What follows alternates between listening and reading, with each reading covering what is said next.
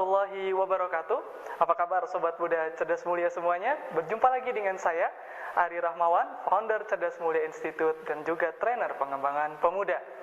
Guys, hari ini kita akan membahas sebuah hal yang mungkin seringkali kita alami, yaitu ketika misalkan kita sulit untuk bisa mengelola waktu.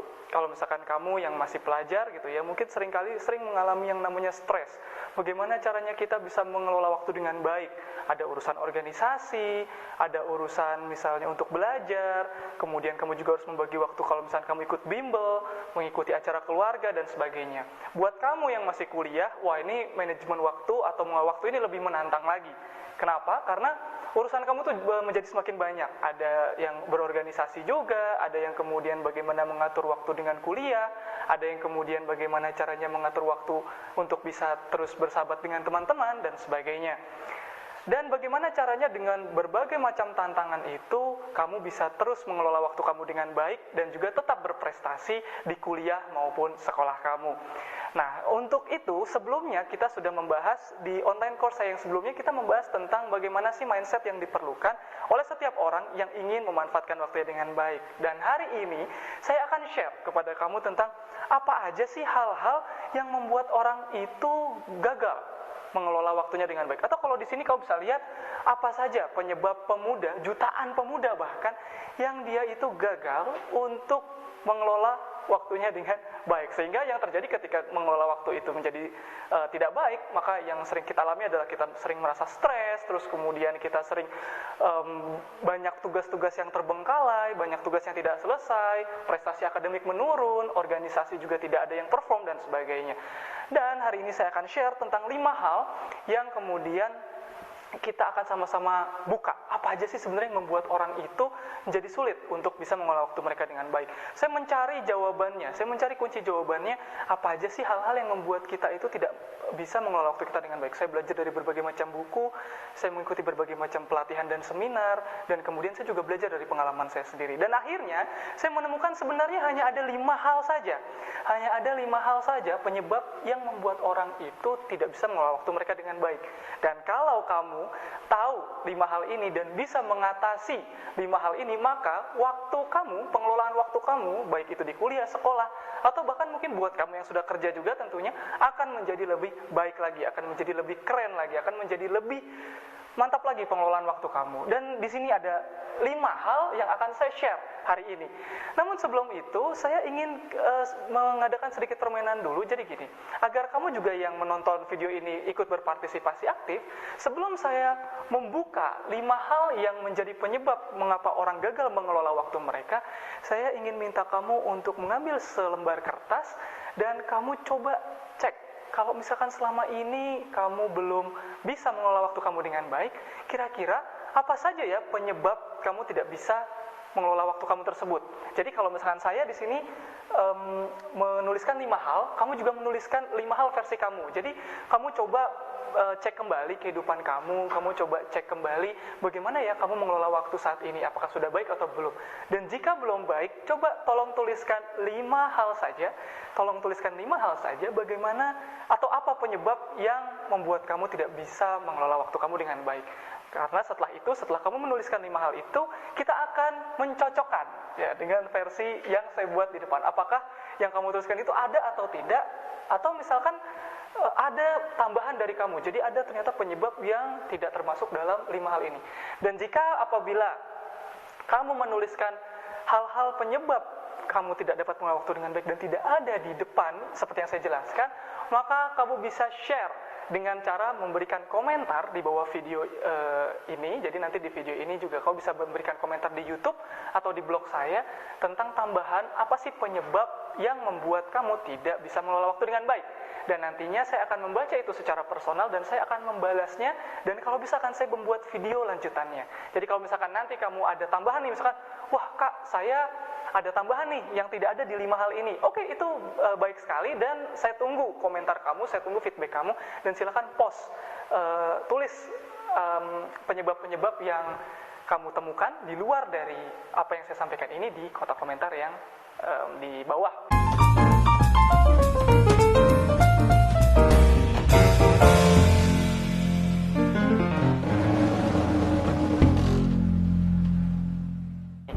Oke guys, kalau misalnya gitu kita akan coba langsung untuk bisa membuka. Kalau misalkan kamu sudah menuliskannya, kita akan langsung membuka apa saja sih sebenarnya 5 hal yang membuat orang tidak bisa mengelola waktunya dengan baik. Dan kalau misalkan sekali lagi, kalau kita tahu 5 hal ini dan kita tahu solusinya, maka penggunaan waktu kita akan jauh lebih efektif. Pekerjaan kita akan jauh lebih cepat selesai, dan tentu saja hidup kita akan jauh dari stres. Ya, karena orang stres itu kan biasanya pekerjaannya menumpuk. Pekerjaan menumpuk itu karena biasanya tidak bisa mengelola waktunya dengan baik. Oke, yang pertama, nah ini ada bagian-bagian yang kosong gitu ya. Kalau misalnya kamu bisa tebak, apa sih sebenarnya alasan yang penyebab pertama orang itu tidak bisa mengelola waktu dengan baik? Saya akan beritahukan ke kamu, saya akan tuliskan. Yang pertama adalah dia malas dan suka menunda. Nah, ini yang pertama yang paling banyak banget orang atau pemuda itu lakukan dan rasakan juga. Jadi ketika mereka tidak bisa mengelola waktu mereka dengan baik, tugas-tugas itu menumpuk, terus kemudian deadline datang, apalagi kalau misalnya yang lagi tugas akhir gitu ya. Kenapa sih kemudian kok kita tidak bisa mengelola waktu kita dengan baik? Karena ternyata kita dihinggapi oleh rasa malas, dan juga kita membuat sesuatu itu, menjadikan diri kita itu suka menunda-nunda pekerjaan. Akibatnya adalah kita tidak bisa mengelola waktu kita dengan baik. Pertanyaannya, apa sih solusinya kalau misalkan kita ingin menghilangkan rasa malas ini dan ingin bisa tidak menunda-nunda? Jadi kalau misalkan bisa langsung kita kerjakan. Yang pertama, saran saya adalah solusi dari nomor 1 ini adalah kita pecah kegiatan atau tugas yang tadinya besar menjadi tugas yang kecil-kecil yang bisa dilakukan per hari. Contohnya, misalkan kamu yang sedang melihat video ini adalah seorang mahasiswa tingkat akhir yang sedang ingin mengerjakan skripsi misalnya. Skripsi itu adalah sebuah pekerjaan besar yang biasanya dilakukan dalam 1 semester. Seringkali kita merasa malas dan suka menunda pekerjaan karena merasa pekerjaan skripsi ini berat. Pekerjaan skripsi ini adalah sesuatu yang sangat sulit untuk dikerjakan. Padahal kamu bisa memecah pekerjaan skripsi itu. Misalnya, oke, bulan ini, bulan Januari atau misalkan bulan Februari, saya fokus untuk hanya mencari data, atau misalkan saya fokus untuk menyusun latar belakang, atau saya fokus untuk mencari rumusan permasalahan. Baru bulan kedua, misalnya kamu konsultasi ke pembimbing kamu ingin mencari perusahaan mana yang ingin kamu buat penelitian skripsi kamu dan sebagainya. Kemudian bulan yang ketiga kamu mulai mencari data, bulan yang keempat dan sebagainya. Sehingga pekerjaan yang tadinya besar kamu potong menjadi kecil-kecil yang menjadi lebih mudah untuk kamu kerjakan. Sehingga pada waktu itu kamu akan merasa, wah ternyata tugas ini tidak seberat yang dikira karena kamu sudah memecah-mecahnya menjadi lebih kecil. Gitu ya. Yang kedua, ketika kamu misalnya sudah memecah yang kecil-kecil itu, seringkali kita juga masih dihinggapi rasa malas, ya kan? Kalau misalkan udah kita memecah yang kecil-kecil terus kemudian, aduh malas banget deh, masih ada waktu besok juga. Aduh malas banget gue hari ini mau istirahat. Yang akhirnya terus saja ditunda-tunda sampai akhirnya deadline ya. Dan kemudian stres gitu kan. Bagaimana caranya? Kalau saya sering melakukan apa yang namanya 10 minutes workout. 10 minutes itu maksudnya gini. Saya hanya meniatkan untuk mengerjakan tugas-tugas kecil itu selama 10 menit. Jadi kalau misalkan saya udah memecah-mecah, hari ini saya cuma bilang gini, oke, gue ingin mengerjakan ini selama 10 menit aja, nggak lebih, habis itu gue main gitu ya. Pada waktu itu ketika saya mencoba itu, saya mengerjakannya selama 10 menit, ternyata saya keasikan gitu. Jadi mengerjakannya lebih dari 10 menit. Dan ternyata tugas itu yang tadinya saya kira tidak bisa selesai pada hari itu, akhirnya jadi bisa selesai. Sehingga itu saya rasa bisa juga kamu coba. Jadi kalau misalnya kamu mencoba sesuatu yang kemudian kamu hinggapi rasa malas, coba kamu buat komitmen atau janji dalam diri kamu, saya akan mengerjakan ini hanya 10 menit saja gitu. Setidaknya setiap hari itu 10 menit gitu ya. Jadi kalau misalnya, oke, saya belum bikin skripsi nih, skripsi saya belum selesai, belum saya cicil dan sebagainya. Oke, saya akan bikin bab 1 hari ini 10 menit saja. Gitu. Jadi 10 menit ini adalah janji kamu terhadap diri sendiri, dan kalau misalkan sudah 10 menit kamu boleh istirahat gitu ya. Terus kemudian 10 menit lagi istirahat lagi. 10 menit lagi istirahat lagi. Hal ini akan membuat apa yang kamu kerjakan menjadi lebih enak, dan juga kamu bisa menjadi lebih banyak mengerjakan tugas-tugas kamu gitu. Sehingga kamu tidak lagi menunda-nunda pekerjaan dong, karena ini memang banyak banget yang dilakukan oleh pemuda. Jadi yang pertama apa? Memecah menjadi kecil-kecil. Yang kedua adalah kamu komitmen untuk melaksanakan yang kecil-kecil itu 10 menit saja. Ya, setiap hari. Oke, terus kemudian Terganggu dengan adanya apa? Nah, ini yang kedua nih. Sebenarnya apa sih yang membuat pengelolaan waktu banyak anak muda itu menjadi tidak efektif gitu ya? Tidak bisa mengelola waktu dengan baik. Ternyata mereka yang kedua terganggu dengan adanya, bisa tebak nggak? Ayo, ada yang bisa menebak? Terganggu dengan adanya sosial, ini pasti udah tahu, media. Terganggu dengan adanya sosial media. Teman-teman semuanya, ada sebuah hal lucu yang pernah saya dapatkan gitu ya. Kalau misalkan teman-teman tahu dong sosial media banyak banget, apalagi kalau misalnya kita adalah anak muda yang gaul gitu, ada Line, ada Pet, ada banyak sekali sosial media yang Facebook, Instagram, banyak banget ya pokoknya.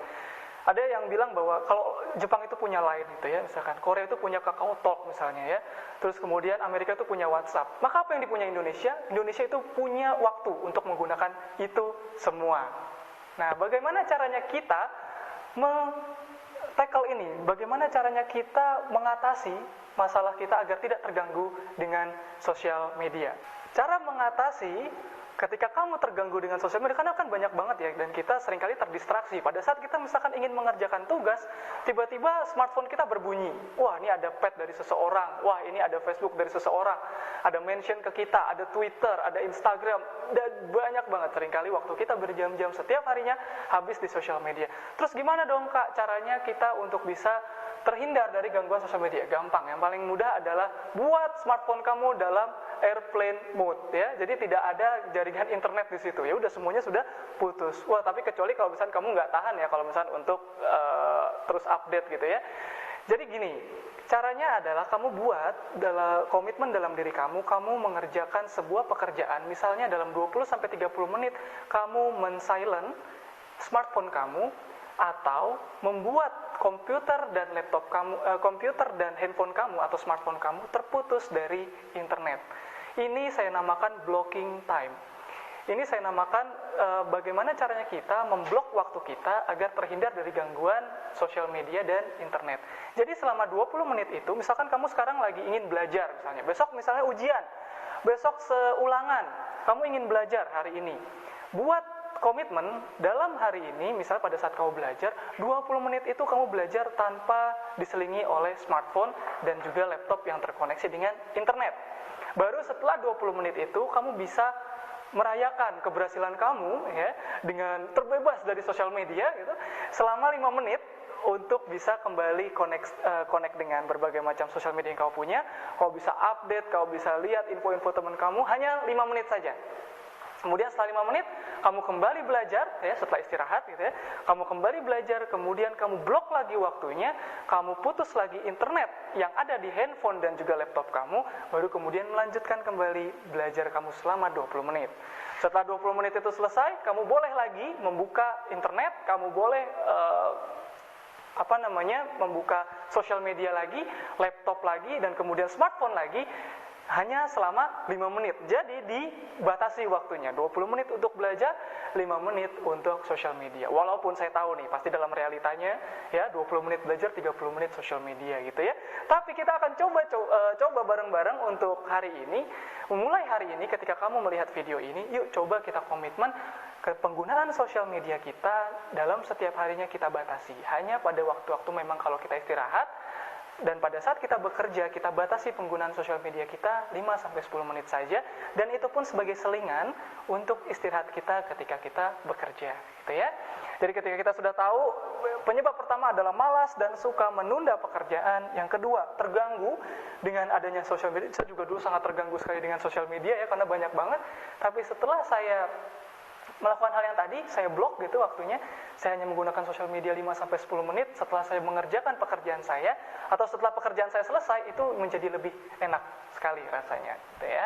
Dan yang ketiga, apa nih kira-kira? Yang ketiga, terlalu banyak membuat titik-titik-titik. Ada yang bisa nebak? Terlalu banyak membuat apa? Kira-kira hal yang seringkali banyak membuat orang tidak dapat mengelola waktu mereka dengan baik. Yang ketiga adalah terlalu banyak membuat, saya tulis, komitmen. Terlalu banyak membuat komitmen, sehingga apa? Mereka kesulitan sendiri mengelola waktu yang mereka miliki. Maksudnya kebanyakan komitmen itu apa, Kak? Maksudnya kebanyakan komitmen itu adalah ketika kamu misalnya diminta untuk masuk organisasi ini oleh teman kamu, kemudian diminta untuk masuk organisasi yang lain. Kalau misalnya kamu lagi sekolah nih atau kuliah, misalnya kamu punya teman, ada 5 teman gitu ya. Setiap teman kamu ini masing-masing masuk ke organisasi yang berbeda, dan dia kemudian mengajak kamu juga untuk ikut di organisasi tersebut. Karena kamu nggak tega gitu ya untuk menolak teman kamu, sehingga apa, kamu mengiyakan semua ajakan teman kamu untuk ikut organisasi ini. Jadi kamu sudah punya beban kuliah, kamu juga punya organisasi A, B, C, D, E. Jadi banyak banget komitmen yang kamu ambil. Organisasinya ada 5, itu yang ada di dalam kampus. Belum yang ada di luar kampus. Di luar kampus kamu juga ternyata mendaftar di banyak organisasi juga. Terus kemudian banyak sekali hal-hal yang mungkin komitmen-komitmen yang ada orang lain yang tiba-tiba minta tolong ini, minta tolong itu. Bukan berarti kita tidak nolongin, tetapi prinsipnya dalam yang ketiga ini adalah ambillah komitmen itu 1-3 komitmen saja, kemudian kamu selesaikan, baru kemudian kamu mengambil komitmen baru. Kenapa seperti itu? Karena pada intinya otak manusia itu dirancang untuk bisa fokus mengerjakan suatu hal. Mengerjakan suatu hal dengan fokus ini seperti layaknya ibaratnya itu adalah sebuah loop ya, sebuah kaca pembesar yang dia ditembus oleh cahaya matahari, dan kemudian ketika dia fokus maka dia bisa membakar kertas. Seringkali orang banyak mengira bahwa oke, gue adalah seorang multitasker gitu, gue bisa mengerjakan banyak hal secara sekaligus. It's okay, banyak orang yang seperti itu juga bisa. Namun banyak juga orang yang ketika dia mengambil banyak komitmen, dia mengalami stres. Dia mengalami banyak sekali pekerjaan menumpuk dalam dirinya dia, sehingga yang terjadi apa? Karena mengambil banyak komitmen ini, dia kemudian tidak ada satupun komitmen yang selesai. Kalau dalam prinsip mengelola waktu yang baik, lebih baik kamu mengambil 1-3 komitmen besar yang kemudian selesai dengan baik daripada kamu mengambil banyak sekali komitmen, 5-10 komitmen, 5-10 organisasi, tetapi kamu tidak ada komitmen yang baik di situ, yang kamu dapat menyelesaikannya dengan baik. Bagaimana dong caranya agar kita bisa tidak terlalu banyak membuat atau mengambil komitmen? Pertama adalah kamu coba ukur kapasitas diri kamu sendiri dulu. Kamu coba cek, sebenarnya saya itu orangnya sejauh apa kapasitasnya. Ketika saya misalnya belajar atau kemudian ketika misalkan saya ingin berorganisasi, kamu coba cek, cara belajar saya itu gimana ya? Saya membutuhkan waktu yang lama atau tidak untuk belajar? Ketika misalkan seperti itu, maka kamu bisa ngecek, saya akan hanya memilih organisasi yang tidak terlalu sibuk misalnya. Tapi ketika misalnya kamu ingin benar-benar menjadi orang yang ahli dalam interpersonal skill, kepemimpinan dan sebagainya, kamu kemudian mengukur diri, saya adalah orang yang sangat passionate di bidang leadership, maka kamu bisa mencari organisasi yang itu sangat bisa membantu kamu untuk mengelola atau menempa kemampuan leadership kamu. Sehingga ketika kamu bisa mengukur diri, kamu bisa juga mengecek dan kamu bisa mengukur komitmen apa ya yang bisa saya ambil. Sebanyak apa ya komitmen yang bisa saya ambil dalam satu waktu. Itu bisa kamu lakukan ketika apa? Ketika kamu mengetahui kapasitas diri kamu sendiri itu seperti apa. Yang kedua, saran dari saya adalah kamu berani untuk berkata tidak pada sesuatu yang menurut kamu tidak bisa mengambil komitmen itu dengan baik. Jadi kalau misalnya, ini yang seringkali kita temukan ya di masyarakat, karena dia nggak enakan sama orang, karena dia itu nggak enak hati sama orang untuk menolak, sehingga akhirnya apa, dia iyain semuanya tapi ternyata nggak dikerjain juga gitu. Daripada kita nge-PHP-in orang, kita bilang iya tapi kita sebenarnya nggak mau kerjain gitu, maka lebih baik kita berkata, mohon maaf untuk saat ini saya sedang ada beberapa komitmen yang harus saya selesaikan. Apabila kamu memang ingin mengambil komitmen itu, kamu bilang sama orang tersebut, saya akan membantu kamu mengambil komitmen tersebut apabila tugas-tugas saya yang sebelumnya itu sudah beres. Ketika itu kamu lakukan, maka kamu akan menjadi jauh lebih terhindar dari stres, karena kamu bisa memilih komitmen apa yang ingin kamu ambil. Jadi jangan mengambil semua organisasi dalam kuliah, dalam kampus atau sekolah kamu, tapi pilih mana yang benar-benar kamu butuhkan sesuai dengan kapasitas kamu. Karena semakin fokus komitmen seseorang, maka harusnya dia akan bisa semakin membawakan performa terbaik untuk organisasi tersebut dan untuk tentu saja prestasi akademik kamu, performa belajar kamu, gitu ya. Terlalu banyak membuat komitmen. Ini yang ketiga. Kemudian yang keempat, Nah, ini apa nih? Memaksa titik-titik-titik bekerja melebihi apa? Nah, yang keempat akan saya beritahu. Biasanya orang seringkali gagal mengelola waktu mereka dengan baik karena mereka memaksa apa? Memaksa fisik.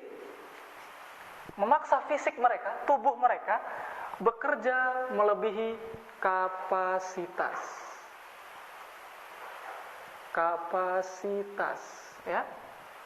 Jadi ternyata banyak loh, kamu pernah nggak lihat banyak orang yang dia bekerja itu semalam suntuk, begadang, terus kemudian benar-benar memaksakan kondisi tubuh mereka yang sebenarnya sudah tidak kuat, sehingga yang terjadi apa? Karena mereka memaksakan kondisi fisik yang sebenarnya melebihi kapasitas, akhirnya mereka menjadi jauh lebih mudah sakit. Mereka jadi sangat rentan terhadap penyakit, dan bahkan seringkali kita temukan kasus-kasus di mana anak muda yang saking bersemangatnya bekerja, dia memaksakan kondisi fisiknya berlebihan, sehingga yang terjadi apa? Badannya mudah lemas, terus kemudian mudah terserang penyakit dan sebagainya. Dan ketika sudah terserang penyakit, kamu tentu bisa mengira-ngira performa menjadi jauh lebih rendah. Karena tubuh kita tidak fit, karena tubuh kita sakit, karena kita lemas. Jadi mengelola waktunya juga menjadi tidak baik. Makanya lebih baik kita mengelola stamina itu secara berangsur-angsur. Ya, datar meningkat pelan-pelan daripada biasanya kalau misalkan orang bekerja, misalkan dia kena deadline nih misalnya, dan dia buru-buru untuk mengerjakan suatu hal. Yang dia lakukan adalah dia minum kopi misalnya, kemudian dia minum berbagai macam kafein agar matanya melek misalkan, atau minuman berenergi dan sebagainya. Performa stamina mereka itu sangat tinggi, namun kemudian yang terjadi adalah mereka langsung jatuh atau langsung drop, gitu ya. Jadi lebih baik kita menjaga dengan pelan-pelan kapasitas fisik kita, dan kita mengelola fisik kita dengan baik. Ada beberapa cara yang bisa kamu lakukan agar kamu bisa memiliki kapasitas stamina atau fisik yang kuat. Jadi kamu pasti pernah dong ngelihat ada orang kok yang mudah lelah gitu ya. Tapi kamu juga bisa melihat ada orang yang dia sangat-sangat powerful, sangat berstamina, dan dia itu secara alami fisiknya itu kuat. Bagaimana sih cara-cara yang bisa kita lakukan? Yang pertama adalah kita coba membiasakan diri kita untuk makan secara teratur. Itu yang pertama, makan secara teratur 3-4 kali. Porsinya tidak terlalu besar, cukup sedikit-sedikit tapi teratur, 3-4 kali dalam satu hari. Kemudian yang kedua, kita membiasakan diri kita dalam satu pekan itu setidaknya kita 2-3 kali olahraga. 2-3 kali olahraga ini tidak perlu olahraga yang berat, tapi cukup olahraga-olahraga seperti misalnya jalan kaki, atau kalau misalkan saya bersama teman-teman selain jalan kaki, misalnya olahraga yang saya lakukan bersama rekan-rekan adalah bermain badminton misalkan setiap pekan gitu ya. Atau bermain, ya kita sekedar berolahraga agar membuat diri kita itu menjadi lebih baik lagi. Fisik kita jadi staminanya itu meningkat, sehingga kita tidak gampang capek atau tidak gampang lelah. Kemudian yang ketiga, bagaimana caranya kita menjaga kapasitas fisik kita menjadi lebih baik? Kita menjaga waktu tidur kita. Kita menjaga waktu tidur kita setidaknya selama satu hari itu 4-6 jam satu hari. 4-6 jam ini adalah waktu yang ideal, yang cukup buat kamu untuk bisa tidur dengan baik di tengah-tengah kesibukan kamu. Jadi jangan remehkan apa itu yang namanya tidur. Dulu saya pernah ketika saya terobsesi untuk bisa mengelola waktu dengan baik atau bisa mengerjakan banyak hal sekaligus, saya mengorbankan waktu tidur saya. Yang terjadi adalah ternyata itu tidak baik. Saya memforsir kapasitas fisik saya melebihi kapasitas aslinya, yang menyebabkan sehingga saya tuh sakit-sakitan. Jadi pada waktu itu saya terkena sakit, kena diserang paru-parunya, terus kemudian pokoknya macam-macam.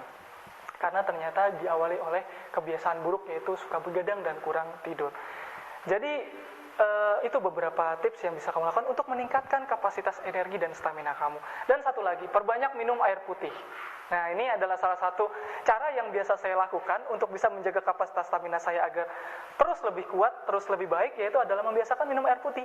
Jadi setiap hari itu saya membiasakan minum beberapa botol air gitu ya, bahkan cukup banyak, 3-5 liter air dalam satu hari. Dan sebisa mungkin menghindari minuman-minuman yang aneh-aneh ya, dalam tanda kutip, misalnya ada pemanis buatannya, atau minuman berenergi yang bisa memacu jantung tapi selanjutnya adalah melemahkan jantung kamu dan sebagainya. Atau menghindari juga kalau tidak terpaksa sekali minuman-minuman berkafein, Seperti itu. Teh masih boleh, tapi kalau misalkan untuk minuman-minuman yang bersoda, berkafein, dan berpemanis buatan yang terlalu banyak, itu kalau bisa dihindari. Itu agar apa? Agar fisik kamu menjadi lebih kuat dan tidak mudah lelah. Masuk akal ya? Oke, dan yang terakhir. Yang terakhir ini apa? Gitu ya. Setelah kita nomor 1, malas dan suka menunda pekerjaan, terganggu dengan adanya sosial media, terlalu banyak membuat komitmen, memaksa fisik bekerja melebihi kapasitas. Dan yang terakhir adalah saya akan memberitahukan kepada kamu apa sih yang membuat seseorang, dan ini ternyata juga banyak sekali terjadi di berbagai pemuda di Indonesia. Mereka tidak bisa mengelola waktunya karena mereka memiliki target yang tidak jelas. Tidak memiliki target yang jelas. Target mereka itu tidak jelas. Ini yang kelima. Coba kamu lihat, hari ini misalnya, selama beberapa minggu ke depan, selama beberapa bulan ke depan, apa sih target hidup yang ingin kamu capai? Sudah jelas atau belum? Kenapa saya bilang ini adalah suatu hal yang penting? Karena inti dari pengelolaan waktu, inti dari manajemen waktu adalah kita berupaya untuk memanfaatkan waktu yang kita miliki menuju hal yang ingin kita capai. Nah, kalau misalkan capaiannya aja kita nggak punya, gimana caranya kita bisa mengelola waktu kita dengan baik? Sehingga yang kita lakukan di sini adalah apakah kamu sudah memiliki target yang jelas atau belum dalam hidup kamu? Target hari ini apakah mendukung target kamu untuk 6 bulan yang akan datang? Apakah hari ini yang kamu lakukan mendukung target-target kamu dalam 1 tahun yang akan datang? Nah, ini adalah pertanyaan buat kita semua. Apakah kita sudah memiliki target yang jelas? Apakah kita sudah memiliki life plan yang jelas?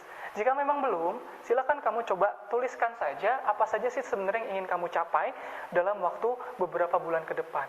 Setelah kamu memiliki life plan, setelah kamu memiliki apa saja yang ingin kamu capai di masa yang akan datang, maka selanjutnya kamu bisa membuat dalam hari-hari kamu itu membuat yang namanya, kita tahu ya, to-do list. To-do list ini sangat membantu kamu yang ingin hidup lebih baik dalam pengelolaan waktu.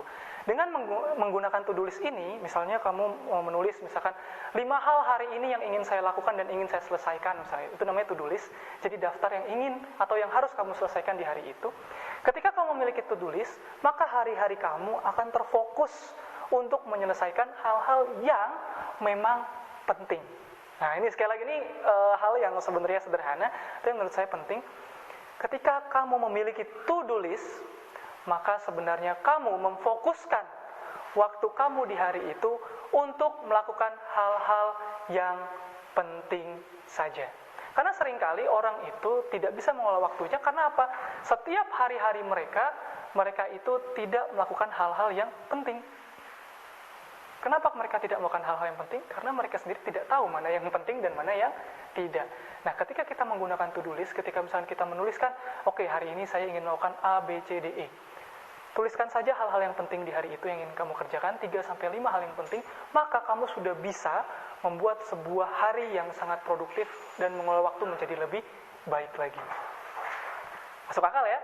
Sehingga sebenarnya ketika kamu lihat bahwa apa sih yang membuat orang itu menjadi tidak produktif dalam mengelola waktu mereka, kenapa ya kamu kok pernah melihat ada orang yang dia sebenarnya sama kayak kita kan, sama-sama waktunya itu 24 jam. Sama kayak kita sebenarnya waktunya itu sama-sama dia memiliki waktu juga nggak beda jauh sama kita.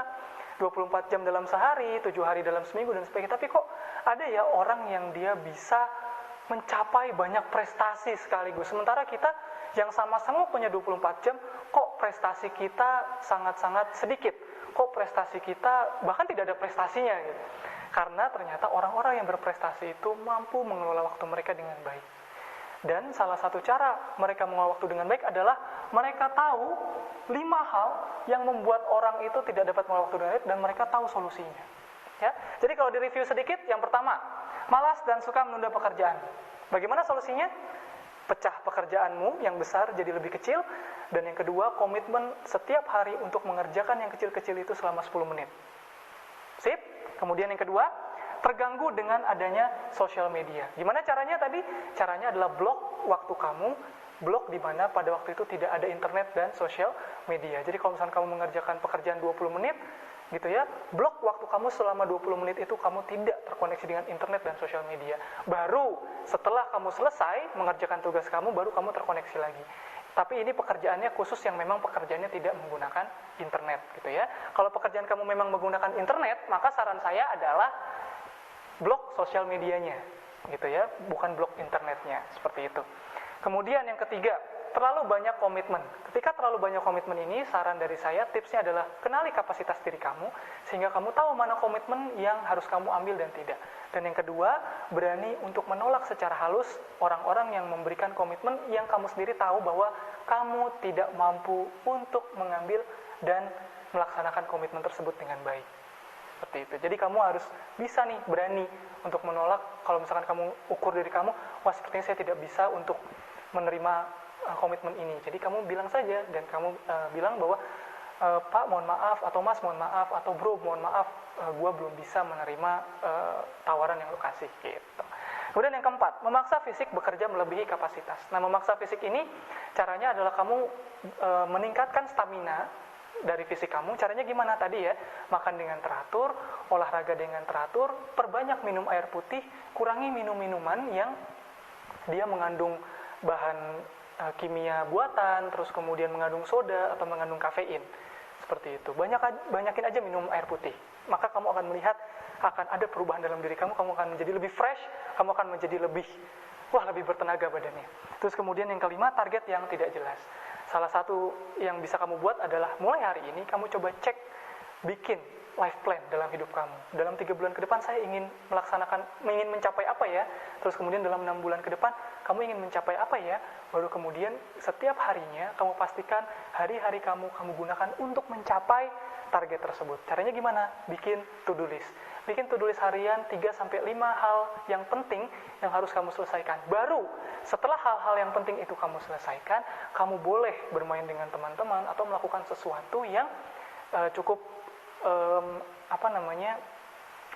bisa menghibur kamu. Misalnya kamu bisa hangout dengan teman-teman, atau bisa melakukan hal-hal yang kamu sukai, kamu bisa nonton film dan sebagainya. Setelah hal-hal yang penting itu kamu selesaikan. Nah teman-teman, jadi inilah 5 hal yang seringkali membuat banyak orang itu tidak mampu mengelola waktu mereka dengan baik. Dan seperti yang tadi saya bilang, kalau kamu punya hal-hal lain selain 5 ini yang mengganggu yang mengganggu kemampuan kamu untuk mengelola waktu, silakan komentarin, silakan berikan posting kamu di kotak komentar di bawah di blog ini, dan juga di YouTube, boleh juga.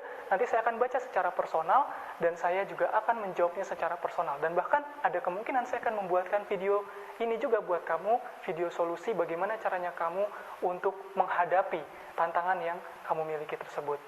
Jadi kalau misalkan video ini menurut kamu bermanfaat, silakan share di sosial media yang kamu punya, atau kalau kamu mau diskusi, sekali lagi kamu bisa post komentar di kotak komentar yang telah disediakan di bawah, dan kamu bisa mendapatkan berbagai macam tips seperti ini di website saya arirahmawan.net atau di website cerdasmulia.net. Baik teman-teman semuanya, mudah-mudahan sobat muda cerdas mulia semuanya ini bermanfaat buat kita semua, dan jadilah terus pemuda yang bahagia, berprestasi dan berdampak. Saya Ari Rahmawan, salam cerdas mulia.